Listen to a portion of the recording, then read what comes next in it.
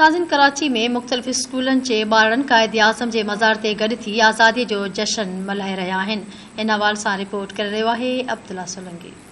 नाज़रीन, मुल्क जे आज़ादी वारे ॾियारे खे अॼु कराची अंदरि पुरजोश नमूने सां मल्हाए पियो वञे। ख़ासि तौर ते जेके ॿारड़ा आहिनि स्कूलनि जा, मुख़्तलिफ़ स्कूलनि जा ॿारड़ा जेको आहे हिते मज़ार क़ाइद ते पहुची करे जेको आहे सो अॼु जश्न आज़ादी जो ॾियारो वॾे जोश ऐं जज़्बे सां मल्हाइनि पिया। इन हवाले सां हिते जेके मौजूदु ॿारड़ा आहिनि उन सां बि ॻाल्हि कंदासीं।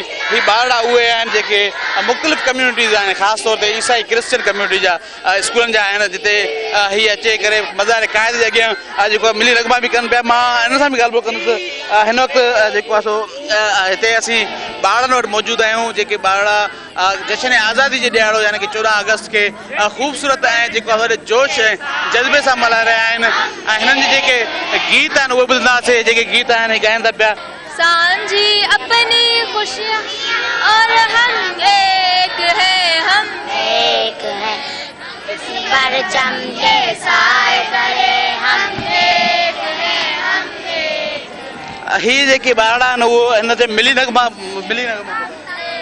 इस परचम के साए तले हम एक है, हम एक है।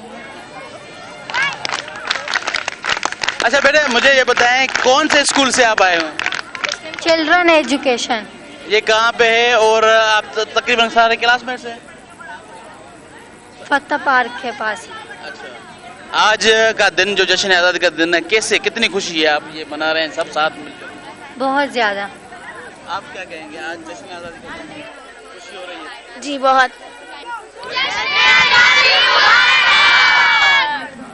जी नाज़रीन, ही जेके ॿारड़ा आहिनि उहे मुख़्तलिफ़ स्कूलनि जे आहिनि ऐं ख़ासि तौर ते मज़ार क़ाइद ते अची करे पाकिस्तान ज़िंदाबाद जी नारेबाज़ी करे रहिया आहिनि।